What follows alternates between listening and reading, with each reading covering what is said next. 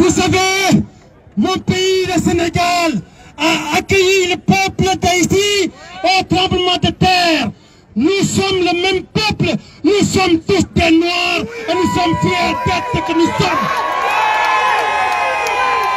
Mes chers frères, peuple d'Haïti, lançons ce message à la maudite communauté internationale qui commande des meurtres, qui commande des assassinats. Ils vont assassiner le peuple d'Afrique, mais le peuple d'Afrique naîtra de ses cendres. Vive l'Afrique! Vive le peuple haïtien! Et je vais terminer sur ça, mes frères haïtiens. Sachez que, à travers le Sénégal, à travers toute l'Afrique dans son ensemble, nous sommes et nous resterons tous des Jovenel Moïse.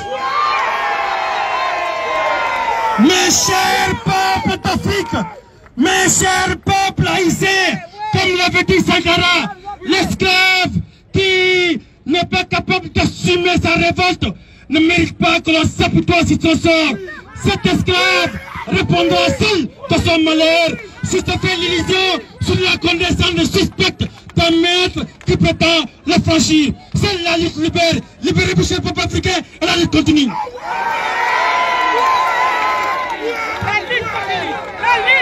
Merci à Mimo pour ces mots d'encouragement et leur participation avec nous à cet hommage. Merci Mimo pour le livre, c'est un écrivain. Si vous voulez vous procurer son livre, n'hésitez pas à le joindre. Nous allons tout de suite écouter Samantina. Pour ceux qui ne connaissent pas Samantina, c'est la secrétaire, enfin, celle qui est toujours au bureau, qui prend les dossiers, qui fait les enregistrements. Tous les samedis, elle est au bureau de la Fondation Boustadjane. Est-ce qu'on peut l'applaudir? C'est la star de la Fondation Boustadjane.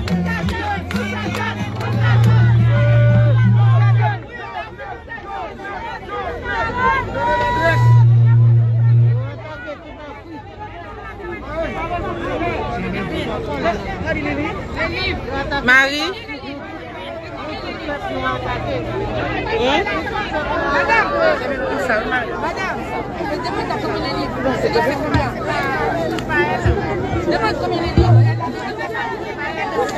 Bonsoir tout le monde.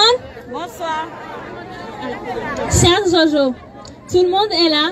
Nous sommes là pour te dire un adieu et te rendre un dernier hommage, et ta disparition nous rappelle, comme une évidence, que nous sommes finalement bien peur que ces choses qu'il faut profiter de chaque seconde, de chaque minute ici-bas.